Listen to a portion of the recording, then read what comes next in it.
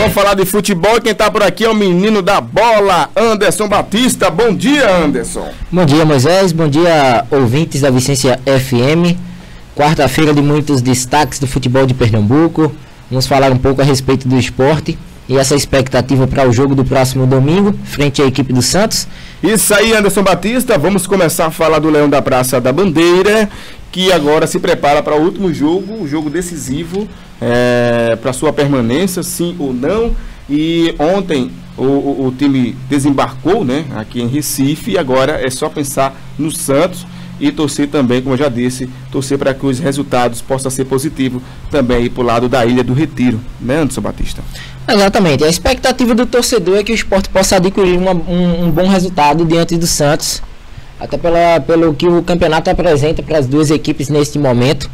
Um esporte que ainda busca sair da zona do rebaixamento, frente a um Santos que nem chega mais na parte de baixo, nem briga por vaga na pré-Libertadores, e já tem aí a sua vaga assegurada na próxima edição da Copa Sul-Americana. Então, com isso, a expectativa de que um Santos, não digo desinteressado, mas sem tantas obrigações no campeonato, frente a um esporte que busca incessantemente esses 3 pontos e, além disso, esperar os resultados que façam com que o esporte permaneça na elite do futebol brasileiro em 2019. Exato. Vamos com o nosso repórter Alessandro Matheus para contar para a gente aí como é que foi o desembarque ontem do Leão, ele que acompanhou tudo com a presença dos torcedores, não é isso, Alessandro? Bom dia.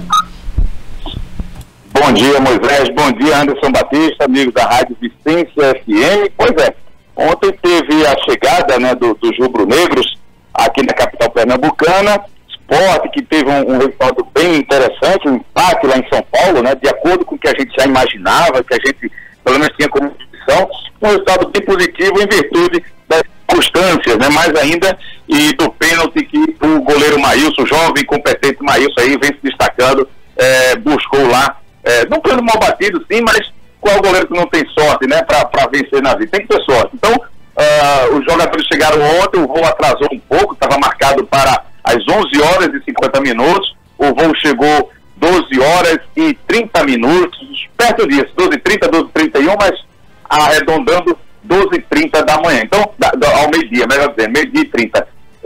Os jogadores folgam hoje, foram liberados ontem no aeroporto, se reapresentam amanhã na Ilha do Retiro, tá? O treino vai ser pela manhã.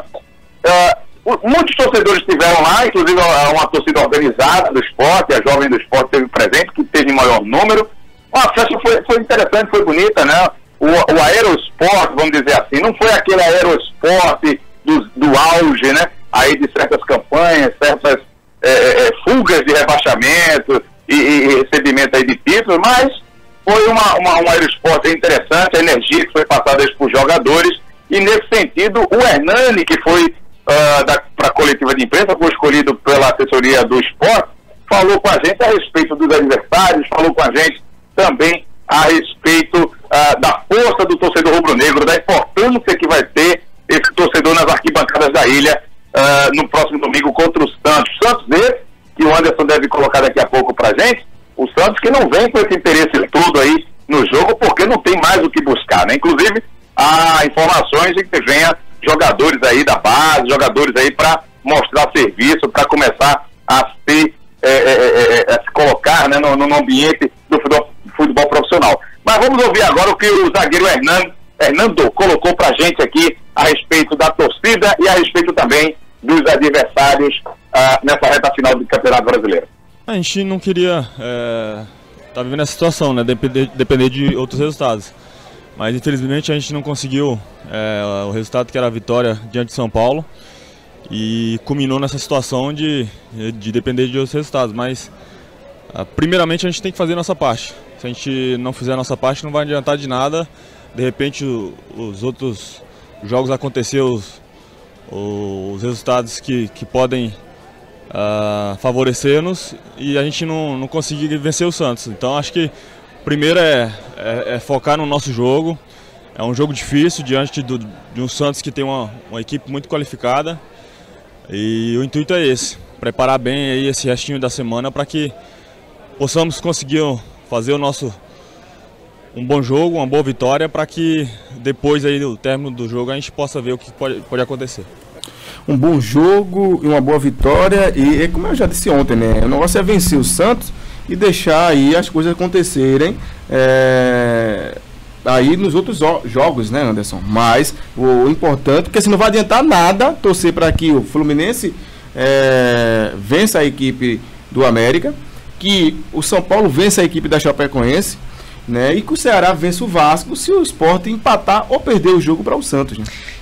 Até assim, de cara, você bem acabou frisando aí nos seus comentários de que a vitória é muito importante. Sem ela, o Sport não pode vislumbrar mais nada no campeonato. Isso é o óbvio da história.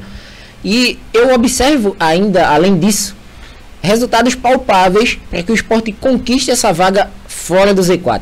Eu não vejo bicho de 7 cabeças, pelo menos até então, em alguns placares dessas devidas partidas que o Sport está aí torcendo para que os seus concorrentes diretos não consigam seus objetivos.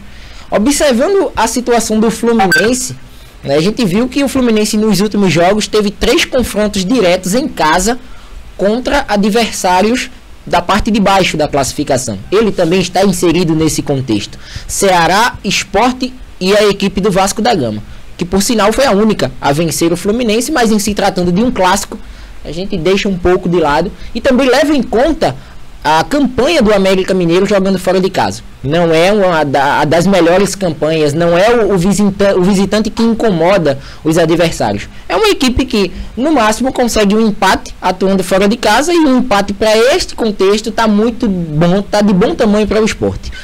Levando em conta o Ceará, a gente já coloca aí, inclusive ontem, o Ceará, através de suas redes sociais, destacou aí mais de 30 mil ingressos vendidos na Arena Castelão. Vai ser uma bonita festa, e o Sport conta com essa festa e conta com esse bom futebol do Ceará frente à equipe do Vasco da Gama, porque o Vasco da Gama não vai ter o Iago Pikachu, perdeu ontem o lateral esquerdo no treinamento, o Maxi Lopes deu declarações de que gosta desse tipo de jogo, mas o Vasco precisa mostrar mais que isso, né? A gente viu que contra o Palmeiras ele esbarrou, contra o São Paulo conseguiu um bom resultado, mas foi aquele São Paulo que não se diferenciou muito do Sport, daquele jogo contra o Sport do Morumbi. E por fim, esse jogo da Chapecoense contra o São Paulo. A Chapecoense tem costume de conquistar bons resultados dentro de casa, né? O campeonato fala por si só, né? A gente percebeu bons resultados contra Corinthians, Flamengo, Cruzeiro, Atlético, os dois Atléticos, o Mineiro e o Paranaense.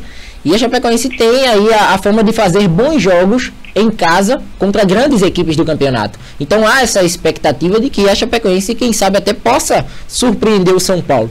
Mas do outro lado tem uma equipe que não sei se está tão interessada nessa quarta vaga, mas vai tentar alguma coisa jogando na Arena Condá. Então, para mim, eu vejo jogos palpáveis para o Sport. Não vejo jogos assim tão difíceis, resultados tão complicados de acontecer num contexto geral.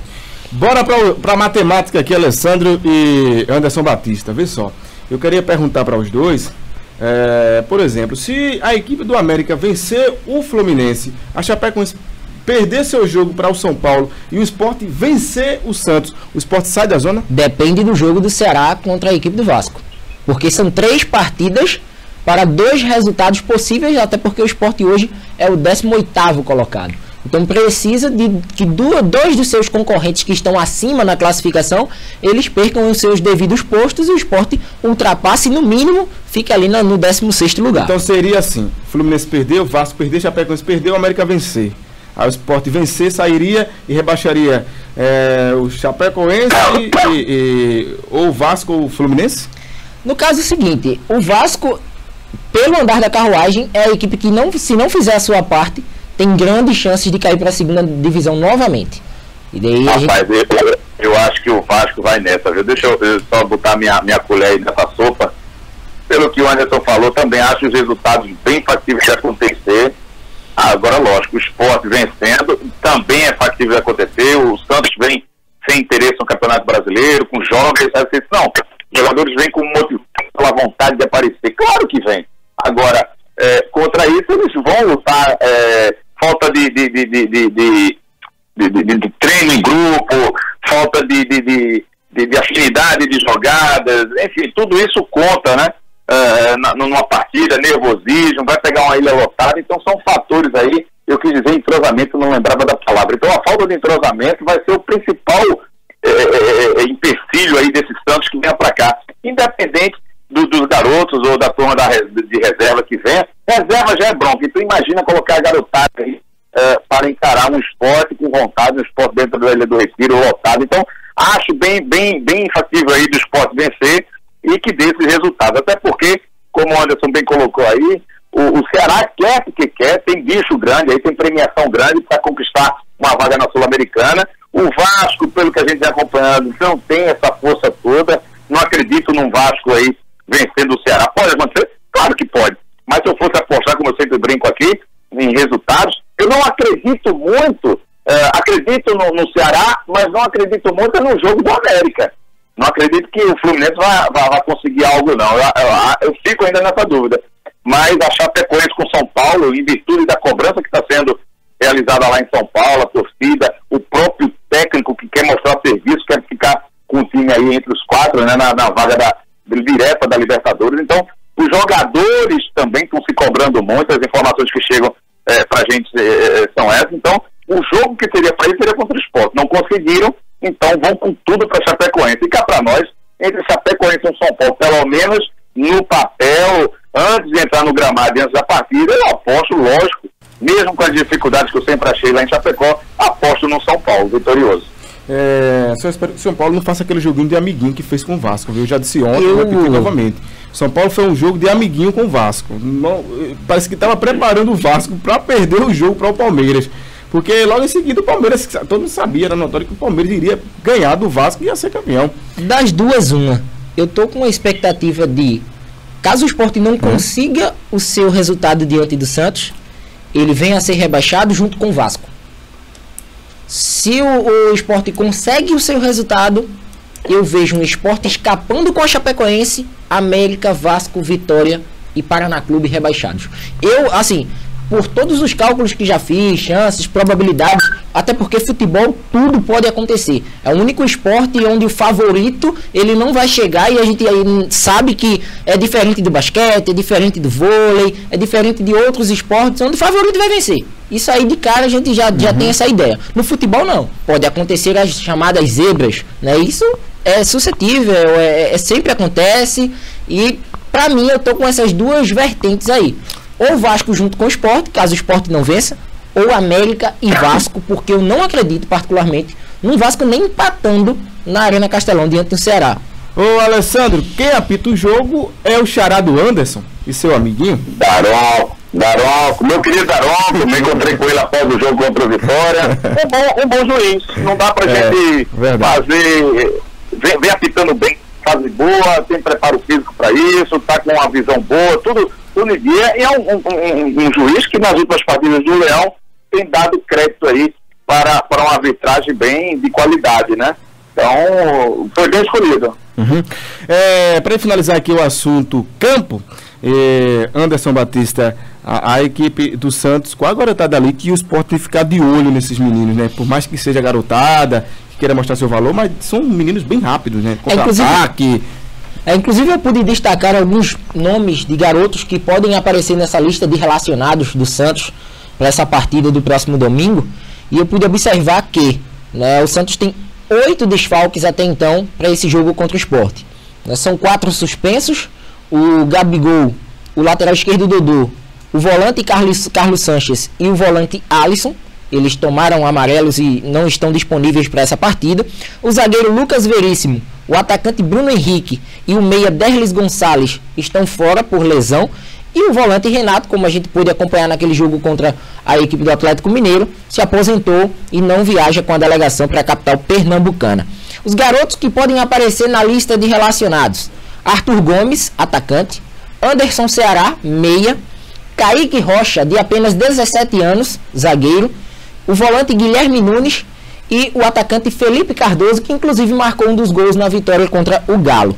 Ontem houve treinamento, o técnico Cuca observou aí o trabalho regenerativo dos jogadores, fez um trabalho com bola com os reservas e não relacionados para a última partida, e há ainda uma expectativa de que outros jogadores qualificados possam compor esse time titular. A gente pode observar aí, inclusive eu até fiz um esboço aqui de um provável Santos, de que venha a Recife com a formação principal, com Vanderlei no gol, Vitor Ferraz, Luiz Felipe, Gustavo Henrique e Jean Mota que é volante improvisado no lado esquerdo, Yuri ou Guilherme Nunes, um dos garotos aí, o Guilherme Nunes, Diego Pituca e Brian Ruiz, completando o meio, Arthur Gomes, um dos garotos na titularidade, Rodrigo e Sacha, Eduardo Sacha, que a gente observando esse time do Santos, não tem entrosamento, são jogadores que passaram muito tempo no departamento médico, estavam sem ritmo de jogo e até então vão formar esse time para vir para a Ilha do Retiro, confrontar contra a equipe do Sport nesse jogo que vale muito para o rubro-negro pernambucano e nem tanto para o Santos, para a equipe da Vila. Beleza, vamos falar de eleições, que já passou a partidária, mas vamos falar de eleições lá no Sport, até porque ontem teve encontro, não é isso, Alessandro, com o Milton Bivar, e qual foi o tema da discussão desse encontro de ontem? Fala pra gente aí.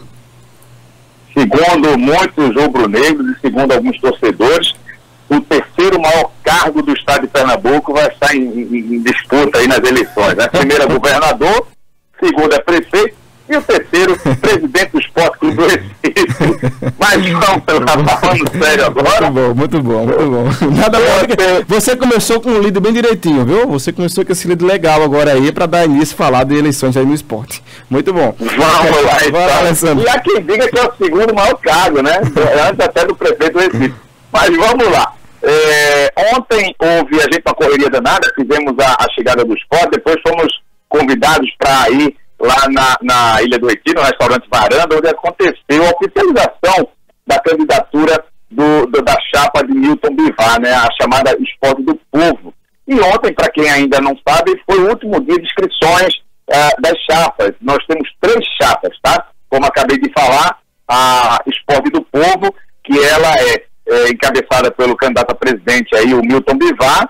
Tem o Carlos Frederico como vice do executivo. Carlos Frederico, para quem não sabe, compôs o marketing na gestão de Milton Bivar em 2007 e na conquista da Copa do Brasil em 2008. E também o Fernando Pessoa, né? Agora o Fernando vai na liderança aí do Conselho Deliberativo. O Fernando Pessoa é procurador de justiça, foi promotor de justiça também, deputado estadual, secretário do governo e presidiu o Sport em 2002. Na vice-presidência do Conselho tem o Ricardo Saleitão, é um jovem de 30 e poucos anos, já é juiz de direito, melhor, ele tem 34 anos, é só subscritor do Sport, professor universitário, juiz de direito, ocupou cargos de conselheiro por 8 anos, de vice-presidente do Planejamento e Assuntos Estratégicos, foi responsável, junto com a equipe da época, pela criação do Departamento de Responsabilidade Social, que hoje é VP, e pela adesão do Sport ao programa sócio-torcedor por um futebol melhor. Então, a chapa é essa. O Milton deu algumas entrevistas, está lá no nosso canal Eu Pratico Sport TV no YouTube. E, resumindo aqui, para quem depois vai ver, já vai dar uma buscada lá no site, destacou no site e no canal do YouTube, destacou o trabalho de equipe, enalteceu a composição dos jovens experientes rubro-negros. A outra chapa, que é a do candidato Eduardo Carvalho, que se diz oposição à situação de hoje, que já é conhecido, né? Eduardo já vinha aí trabalhando isso, a gente já vinha falando que era um dos candidatos. O nome da chapa é Uma Razão para Viver. Ele vai ao lado de Bruno Lacerda, que vai ser seu vice no executivo, do Leonardo Coelho, presidente do conselho, e da Paula Guimarães. Pois é, uma mulher no universo, vamos dizer assim, entre aspas, masculino, né? A Paula pode ser, se eleito o Eduardo Carvalho, a primeira mulher a estar dentro do Conselho Deliberativo aí, sentar à mesa lá e ter esse tipo de responsabilidade. A outra chapa que corre também aí na eleição é de Augusto Carreiras. Augusto, que foi diretor de futebol do Sport recentemente. O Jorginho Peixoto vai na vice-executiva, um jovem empresário, também já esteve à frente do Sport em algumas diretorias. Ligado muito a eventos, né? Ele tem um grupo Carvalheira, para quem não ouviu ainda, Carvalheira na Ladeira, eventos de carnaval, de Réveillon, de Natal, um jovem muito bem sucedido, por sinal, na sua função. E também tem o Gustavo Dubé, que vai ser presidente do conselho, caso essa chapa ganhe, né, a eleição. Então, o Gustavo do B, que foi o atual vice-presidente do clube, já foi presidente, tem passagens pelo esporte aí, várias passagens, em vários casos, e tem o Leonardo Camelo, que é uma novidade aí nessa chapa, no caso, vice-presidente do conselho nessa história aí. O nome da chapa é o Esporte de Todos, é uma referência aí à torcida rubro-negra. O Augusto Carreiras, o detalhe dessa chapa é que, o detalhe não, o desafio, melhor dizendo, é que essa chapa vai ter que correr contra tudo e contra todos no intuito de sair, né, do vínculo do nome de Arnaldo Barros, que vem passando por problemas aí de imagem, né, de críticas, o clube do jeito que está financeiramente. Então eles querem tirar esse vínculo, né, vamos dizer assim, esse cravo com o Arnaldo Barros, com a gestão atual, mas é difícil, né? O próprio Gustavo do B é o atual vice-presidente do clube, o Jorge Peixoto já foi diretor do Arnaldo Barros, do